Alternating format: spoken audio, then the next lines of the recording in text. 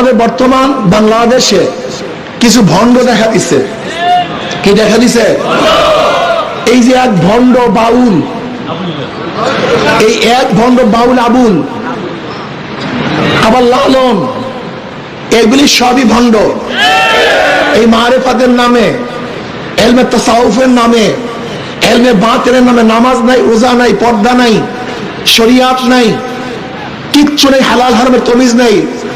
ও বলে আমি মারেফাতের ইমাম, মারেফাতের পীর। ও শয়তানের পীর, মারেফাতের পীর না। এরকম হাজারো ভণ্ডামে চলতে আছে। আবুলের পিছনে আর এক আবুলরা সহযোগিতা করতে আছে। যারা আবুলের সহযোগিতা করে ওইটাও আবুল। এই কথা ঠিক না? তুমি কে ভেবেছ? আজকে দেখা যায় বেশ কিছু লোক আবুলের সাপোর্ট করতেছে। বাংলাদেশের কোন মোমেন কোন আবুলকে সাপোর্ট করতে পারে না। ওই বাউল আবুলকে সাপোর্ট করতে পারে না। স্পষ্ট বলবো, যারা কোরআনকে অপমান করছে, ধর্মকে অপমান করেছে, ওদেরকে অবশ্যই বাংলার জমিনে সর্বোচ্চ শাস্তি প্রয়োগ করতে হবে, সর্বোচ্চ শাস্তির আইন করতে হবে, সর্বোচ্চ শাস্তি। যে কোরআন ও হাদিস, কোরআন ও সুন্নাহ, আল্লাহ আল্লাহ রসুলকে অপমান করবে, আমরা বাংলাদেশের মানুষের ফাঁসি দেখতে চাই। অন্য কোনো আইন দেখতে চাই না, ফাঁসি দেখতে চাই। কি সবাই রাজি আছেন? ইনশাআল্লাহ কে রাজি আছেন? হাত তোলেন। আলহামদুলিল্লাহ। যারা কোরআন সুন্নাহ ইসলামের অপমান করবে তাদের বিরুদ্ধে আইন পাশ করতে হবে, সর্বোচ্চ আইন, ফাঁসির আইন করতে হবে। অন্য কোনো আইন নেই।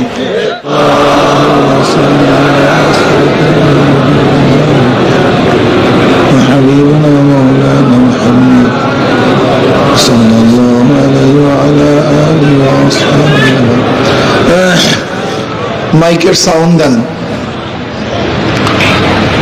আল্লাহ পাকের শুকর যে মাওলাই কারীম আপনাকে আমাকে আজকের দিনে হয়তোবা আমরা বলতে পারি বাংলাদেশের মধ্যে বা অন্য বাংলাদেশের আশেপাশে রাষ্ট্রের মধ্যে এত বড় আজকে জুমার জামাত মনে হয় এখানে অনুষ্ঠিত হতে যাচ্ছে। আজকে তো এরকম বড় অনুষ্ঠান বাংলাদেশের অন্য কোথাও নাই। সবচেয়ে বড় জুমার নামাজের জামাতে আল্লাহ পাক আপনাকে আমাকে উপস্থিত হওয়ার তৌফিক দান করছেন। শুকরিয়া দেন সবাই, বলি না আলহামদুলিল্লাহ। আমরা সময় বেশি নেব না। আমি যে আয়াত শরীফ তেলাওয়াত করেছি এর উপর কিছু আলোচনা করব, বাকি আল্লাহ পাকের ইচ্ছা। আল্লাহ পাক কালামে পাকের মধ্যে ফরমান, ইয়া আইয়ুহাল্লাযীনা আমানু দুখুলু ফিস-সিলমি কাফা, হে ঈমানদারেরা ইসলামের মধ্যে পরিপূর্ণ প্রবেশ করো। ওয়ালা তাত্তাবিউ খুতুওয়াতিশ শাইতান, অনুকরণ করিও না শয়তানের। কেন? ইন্নাহু লাকুম আদুউম মুবিন, এই শয়তান তোমাদের প্রকাশ্য গোপন দুশমন। দুশমনের কথা মানলে বিপদ আছে। দুশমন যতই ভালো কথা বলুক না কেন, এর পিছনে খারাপই আছে। কি কথা ঠিক না? দুশমনের কথা কেউ মানে না কি ভাই? এর জন্য দুশমন যেহেতু শয়তান, শয়তানের ইত্তেবা অনুসরণ করা যাবে না। আপনারা অনেকেই জানেন ঈমান ও ইসলাম যখন একই জায়গায় আসে তখন ঈমানের অর্থ হয় বিশ্বাস, ইসলামের অর্থ হয় বাহ্যিক আমল। ঈমান ও ইসলাম যখন পৃথক পৃথক জায়গায় আসে তবে ঈমানের দ্বারা ইসলাম উদ্দেশ্য, আবার ইসলামের দ্বারা ঈমান উদ্দেশ্য। অর্থাৎ ঈমান ও ইসলাম যখন একই জায়গায় আসে, এবং আমি এই যে আয়াত ছিল তেলাওয়াত করছি, এখানে ঈমান ও ইসলাম একই জায়গায় আসছে। ইয়া আইয়ুহাল্লাযীনা আমানু দুখুলু ফিস-সিলমি, হে ঈমানদারেরা ইসলামের মধ্যে পরিপূর্ণ প্রবেশ করো। তার মানে হলো এখানে ঈমানের দ্বারা অর্থ বিশ্বাস, ইসলামের দ্বারা উদ্দেশ্য বাহ্যিক আমল। ইজা ইস্তেমা ইফতারাকা ওয়া ইজা ইফতারাকা ইস্তেমা, যখন ঈমান ও ইসলাম এক জায়গায় হয়ে যায় তখন অর্থ ভিন্ন হয়ে যায়, যখন ভিন্ন হয়ে যায় তখন এক হয়ে যায়। এখানে ঈমানের অর্থ বিশ্বাস, হে ঈমানদাররা যারা বিশ্বাস করছো, যদি আপনি বিশ্বাসই না করেন, ভর্তি না হন, তারপরে আদেশ দিবে কিভাবে? ঈমান তো চুক্তি। ঈমান, কথা বলেন, ঈমান কিসের নাম? চুক্তি। বলেন না, কি চুক্তি করছেন? আপনি দেখেন, এক ব্যক্তি 80 বছর পর্যন্ত নামাজ পড়ে নাই, এইমাত্র 80 বছর পর্যন্ত নামাজ পড়ে না, সে বেঈমান ছিল, কাফের ছিল, এইমাত্র ঈমান আনছে, তার কি পিছনে নামাজ কাজা করতে হবে? কিন্তু এক ব্যক্তি মুমিন 80 বছর নামাজ পড়ে নাই, তাকে কারণটা কি? এই তো মাশাআল্লাহ, আমার সাথে আল্লাহর সাথে চুক্তি আছে, আমি এই কাজটা করবো তোমার সাথে। কিন্তু কাফেরের সাথে আল্লাহর কোনো কাজের চুক্তি নেই, যেহেতু ওর সাথে কোনো কাজের চুক্তি ছিল না, এর জন্য যেই কাজের চুক্তি নেই সেই কাজ আদা করতে হয় না, কিন্তু যেই কাজের চুক্তি আছে সেই কাজটাকে পূর্ণ করতে হয়। কথা বলেন না কেন? হয়তো দেরি হয়েছে বা ব্যত্যয় ঘটছে, করতে পারেন নাই বন্যার কারণে, সময়ের কারণে, তার মানে এই নেই মওকুফ। ধরেন আপনি সরকারের সাথে কন্ট্রাক্ট করছেন, চুক্তি করছেন, আপনি এই কাজটা করবেন, কিন্তু কি হয়েছে? বন্যা হয়ে গেছে, জরুরি অবস্থান সৃষ্টি, দেশের মধ্যে গাঞ্জাম সৃষ্টি হয়েছে, আপনি সময় মতো কাজটা করতে, তার মানে কি চুক্তি বাতিল? না, চুক্তি বাতিল না, চুক্তি নবায়ন করা হবে, সেই কাজটাকে আঞ্জাম দিতে হবে, আপনাকে অবশ্যই সেই কাজটাকে পূরণ করতে হবে। আমরা যারা ঈমান আনছি আল্লাহর সাথে চুক্তি, আমানতু বিল্লাহি ওয়া মালাইকাতিহি ওয়া কুতুবিহি, আমি বিশ্বাস করি আল্লাহ তোমাকে, তোমার কিতাবকে, ফেরেশতাদেরকে, কিয়ামতকে, হিসাবকে, মিজানকে, পুলসরাতকে, তকদীরকে, ভালোকে, মন্দকে, রিজককে, আমি তোমাকে বিশ্বাস করি, সবকিছু বিশ্বাস করি তোমার থেকে। লা ইলাহা, বলেন ব্যাস, কি বললেন? লা ইলাহা, নাই কোন ইলাহ। ইলাহ কি জিনিস? ইলাহ কাকে বলা হয়? ইলার ব্যাপকতা আছে অনেক, ইলাহ বর হক, ইলাহ বর বাতিল। ইলাহ এমন একটা শব্দ যার মধ্যে হক ইলাহ আছে, বাতিল ইলাহ আছে। আর ওয়াইতা মানিত্তাখাযা ইলাহু হাওয়াহু, এখানে ইলাহ দ্বারা বাতিল। আল্লাহ পাক এখানে হাওয়াই নফস কি ইলাহ বলছেন। হাওয়াই নফস কি ইলাহ বলার কারণটা কি? হাওয়াই নফস কি ইলাহ বলার কারণ, হাওয়াই নফসের কথা তুমি শুনছো, আর ইলার কথা বান্দা শোনে। কথা কয় না? মাহবুদের কথা কে শুনে? মালিকের কথা কে শুনে? বান্দা শুনে, গোলাম শুনে। ইলার কথা গোলাম শুনে। যেহেতু তুমি নফসের কথা শুনছো, তুমি নফসে কি ইলাহ মানছো, আমাকে ইলাহ মানো নেই। ইলাহ এমন একটা শব্দ, ইলাহ বর হক, ইলাহ বর বাতিল। এই শব্দটা দিনের মতো। দিন এমন একটা শব্দ যা ইলাহ, দিন বর হক, দিন বর বাতিল। যেমন লাকুম দীনুকুম ওয়ালিয়া দিন, তোমাদের জন্য তোমাদের দিন, আমাদের জন্য। এখানে বেঈমানদের জন্য তাদের ধর্মকে দিন ব্যবহার করা হয়েছে, মুসলমানদের জন্য তাদের ধর্মকে একই দিন শব্দ ব্যবহার করা হয়েছে। হুয়াল্লাযী ফিস সামাই ইলাহুন ওয়া ফিল আরদি ইলাহুন, আসমানেও ইলাহ, জমিনেও কি? এখানে ইলাহ দ্বারা ইলাহ বর হক, ওখানে ইলাহ দ্বারা ইলাহ বর বাতিল। লা ইলাহা, নাই কোন ইলাহ। এই ইলাহ দ্বারা কোন ইলাহ? আমার নফসকে আমি মানি না, লাত মানি না, উজ্জা, কথা বলেন, উজ্জা, মানাত, দেবী, ঋষি, অমুক কোন ইলাহ নাই। আমি কাউকে মানি না, আমি কার কথা মানি না, কার হুকুম মানি না, কার অনুসরণ করি না, কার ইত্তেবা করি না। এই লা ইলাহা ইল্লাল্লাহর মধ্যে সব আছে। আসলে সবচেয়ে বড় সমস্যা, যেহেতু আমরা আরবি বুঝি না, আরবি জানি না, আরবির ব্যাপকতা সম্পর্কে আমাদের বুঝ নাই, এর জন্য আমরা যে কোনো বলেন, দেখবেন কাফেররা বলবে, হিন্দুরা বলবে লা ইলাহা ইল্লাল্লাহ মুহাম্মাদুর রাসূলুল্লাহ। এই কথা বলার পরে নিজের জাতিসত্তা বলতে কিছু থাকে না, এটা ওই জানে না।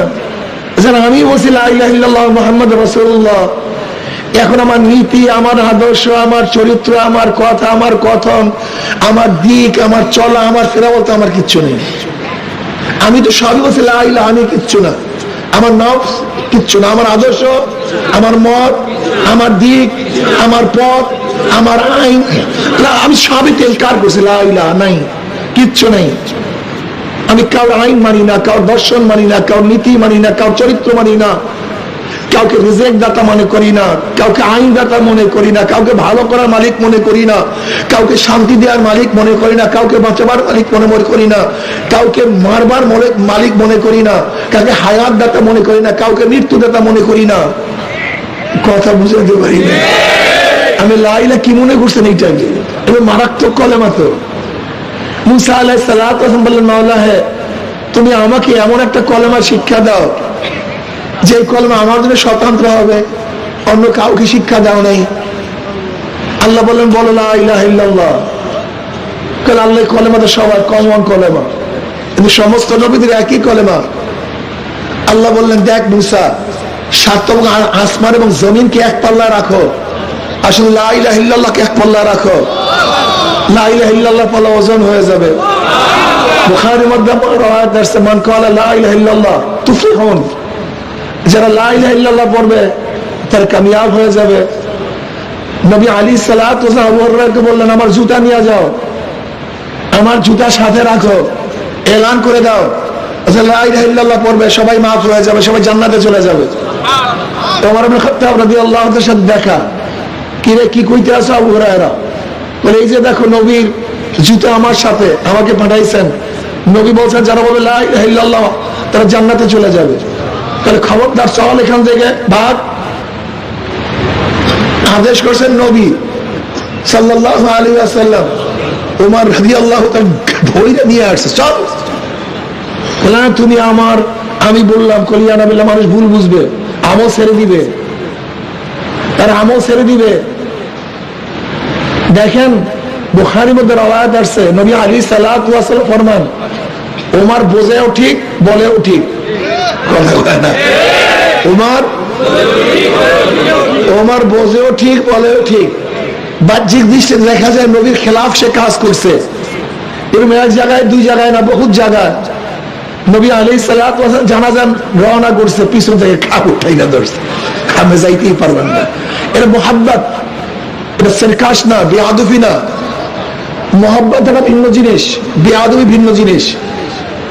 বেয়াদবি ভিন্ন জিনিস, মুহাব্বত ভিন্ন জিনিস। তরিকার মূল কাজ হলো আদব। তরিকার মূল কাজ কি? যার মধ্যে যত বেশি আদব থাকবে সে তত তরিকার নিয়ামত পাইবে। খালি কাজ করে, তরিকার বরকত বুঝবে, তরিকা কি জিনিস বুঝবে। আর যে ব্যক্তি আদব শিখলো না, সে তরিকার কিচ্ছুই পাইল না, কিচ্ছু না। আমি দেখি তো কিছু মুজাহিদরা আছে আলহামদুলিল্লাহ, যাদের আদব আখলাক আসলেও দেখার মতো। আর অধিকাংশই বলবো আদব বলতে বুঝি না, কিন্তু আদবের বয়ানও তো করতে পারি না।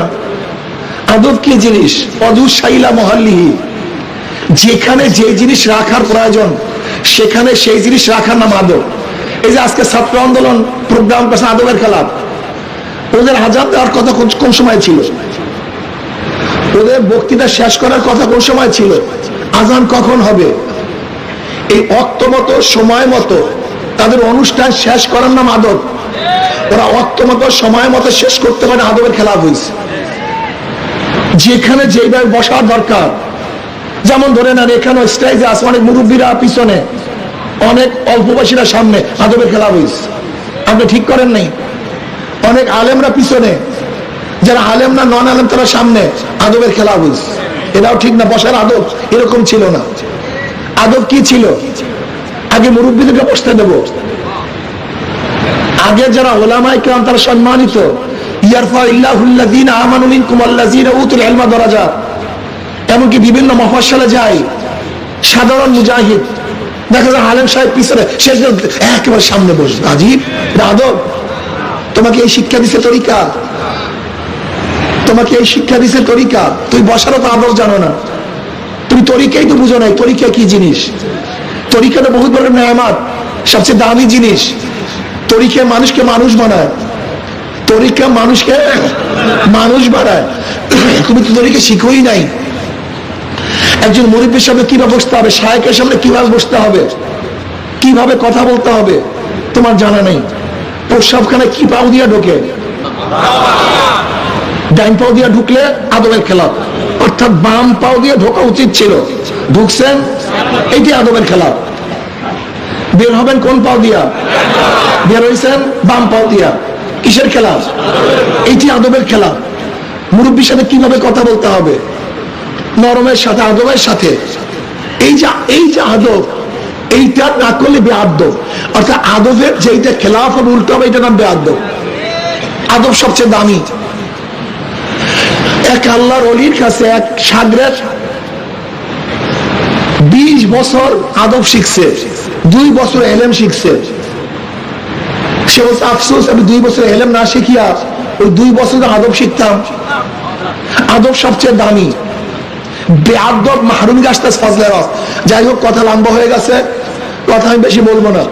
লা ইলাহা যখন আপনি বলবেন, জাতির সত্তা বলতে কিচ্ছু নেই, নিজের এখতিয়ার বলতে কিচ্ছু নাই। সবকিছুর মালিক কে? সবকিছুর মালিক আল্লাহ। বর্তমান বাংলাদেশে কিছু ভণ্ড দেখা দিচ্ছে। কি দেখা দিছে? এই যে এক ভণ্ড বাউল, এই এক ভণ্ড বাউল আবুল, আবার লালন, এগুলি সবই ভণ্ড। এই মারিফাতের নামে, এলমে তাসাউফের নামে, এলমে বাতিনের নামে নামাজ নাই, রোজা নাই, পর্দা নাই, শরিয়াত নাই, কিচ্ছু নেই, হালাল হারামের তমিজ নেই। ও বলে আমি মারিফাতের ইমাম, মারিফাতের পীর। ও শয়তানের পীর, মারিফাতের পীর না।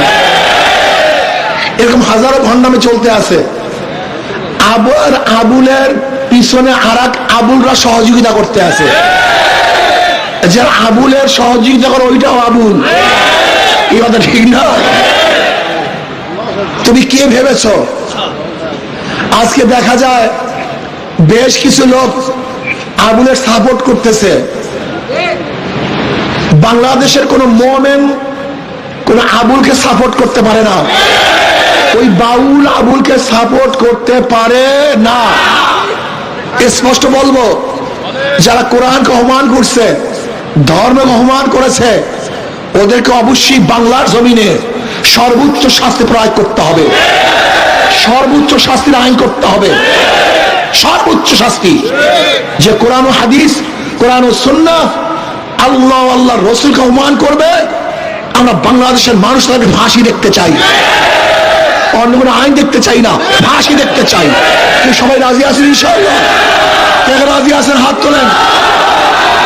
আলহামদুলিল্লাহ। যারা কোরআন সুন্নাহ ইসলামের অপমান করবে তাদের বিরুদ্ধে আইন পাশ করতে হবে, সর্বোচ্চ আইন, ফাঁসির আইন করতে হবে, অন্য কোনো আইন নেই। আসুন, যেই কথা বলতেছিলাম, যেহেতু লা ইলাহা ইল্লাল্লাহ পড়ছি, আমার এখতিয়ার, ইচ্ছা বলতে আর কিচ্ছু। তাহলে হ্যাঁ, ভোটের ইচ্ছা আছে, আমি যাকে ইচ্ছা তাকে ভোট দেবো, কথা ঠিক না? নীতি গ্রহণের ইচ্ছা আছে, আদর্শ গ্রহণের ইচ্ছা আছে, নেতা গ্রহণ করার ইচ্ছা আছে। ভাই, আপনারা আমাদেরকে ভুল বোঝেন কেন?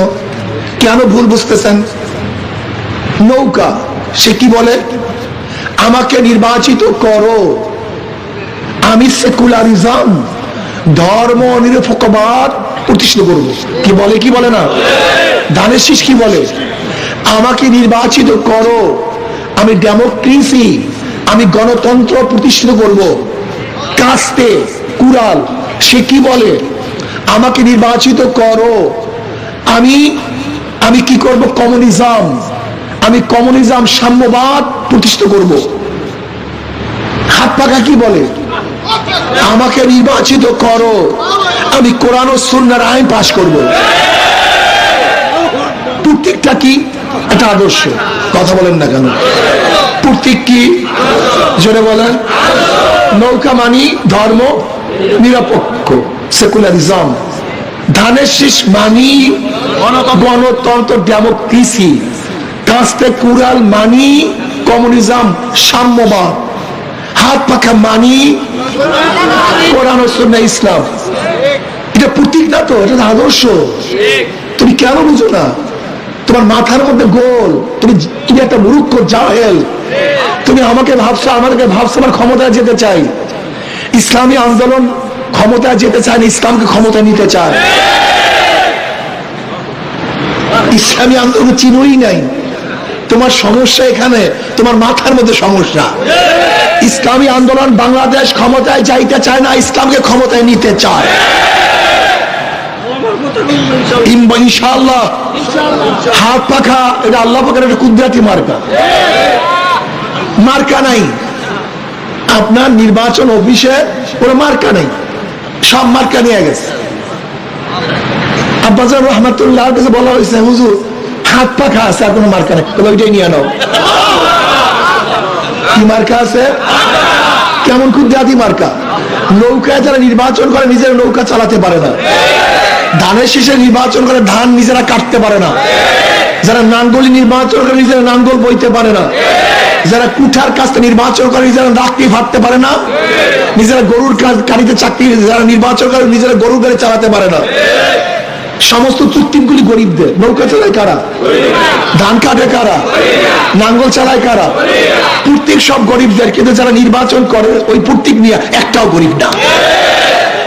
দেখছেন অবস্থা কি? কাজের সাথে মার্কার সাথে আসতে হয়, মানে শুরুটাই ধোঁকাবাজি নাকি ভাই? শুরুটাই বন্ধু গরিবদের, আসলে বন্ধুদের দুশ্মন, ও গরিবদের দুশ্মন। কিন্তু হাত পাকে এমন একটা প্রতীক, যে নির্বাচন করে সেও ঘুরাতে পারে, যারা সমর্থন করে তারাও ঘুরাতে পারে।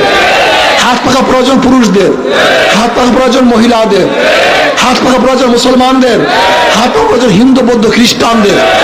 কাউর মার্কা ঘুমের সময় বুকের উপরে থাকে না, একটা মার্কায় ঘুমের সময় বুকের উপরে থাকে, সেই পাগলার নাম হাত পাকা মার্কা। এটা সর্বজনীন, কারেন্ট ফেল করে, হাত পাখা সবাইকে শান্তি দেয়। কাজী আমি বিশ্বাস করি এটা কুদরতি মার্কা, আল্লাহ দিয়েছে আমাদেরকে, এটা পাইছি আল্লাহ দিয়েছে, বহন করতে সুবিধা, চলতে সুবিধা। কার প্রতি সবসময় কাজে লাগে না, হাত পা বুঝে দেখেন কাজে লাগতেই আছে, ও ঘুরতেই আছে। আজকেও কালকেও ইনশাআল্লাহ ইখলাসে থাকেন, ইখলাসে থাকেন, ইখলাসের উপরে থাকেন। ইখলাস বুঝেন তো? আর কসু বুঝেন ইখলাস? ইখলাস খালেস, নিরঙ্কুশ, ভেজাল মুক্ত। টুপিটা পরিষ্কার না ময়লা? এক নিপ পরিমাণ কালি থাকলেও এটার ইখলাস নাই, পূর্ণ সুস্থ নাই, সে কিছুটা অপবিত্র আছে। ইখলাসের নাম যার মধ্যে কোনো কালি বলতে থাকবে না, পরিষ্কার। তা দিনের জন্য কাজ করবেন, মাঝে মাঝে ভেজাল হয় যে আমি যেন হই, আমি যেন পাই, ইখলাস নাই, ভেজাল আছে, কথা ঠিক না? এই ইখলাস যদি কায়েম করতে পারেন কামিয়াব হয়ে যাবে ইনশাআল্লাহ। ইখলাস সবচেয়ে দামি। যাই হোক, আজকে থেকে ইনশাআল্লাহ যে সমস্ত ভাইরা আসছেন বিভিন্ন এলাকার থেকে আজকে নামাজ পড়ে, ভুল বুঝিয়েন না ভাই। আমার বাবারা মুসল্লিয়ানে কেরাম, ভুল বুঝিয়েন না। ওদেরকে বারবার পরীক্ষা করছেন, বারবার ফেল করছে। ওরা বারবার ফেল করছে নাকি পাস করছে? ওদেরকে আর পরীক্ষা করবেন কি? যারাকে পরীক্ষা করছেন, নৌকাকে বারবার পরীক্ষা করছেন, ধানের শীষকে, নাঙ্গলকে বারবার পরীক্ষা করছেন, হাত পাখাকে এখনো পরীক্ষা করেন নাই।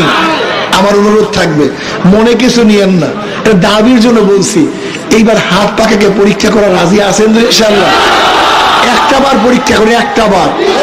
মনে কিছু নিয়েন না, হুজুরের নামাজে ডাকিয়া হাত পাকার কথা বলে না। হাত পাকার কথা আমি বলি নাই, আমি বলি নাই। যেহেতু আদর্শ হাত পাকার ইসলাম, আর এখানে বসছি ইসলামের কথা বলার জন্য, আমার মন আমাকে ইসলামের জন্য কথা বলাইছে নাকি ভাই? হাত পাকে ডেমোক্রেসি হইতো তাহলে আমি কথা বলতাম না।